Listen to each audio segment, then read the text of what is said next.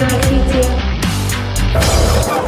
Очередной на нас выпала почетная и ответственная миссия проведения крупного всероссийского соревнования по водной борьбе.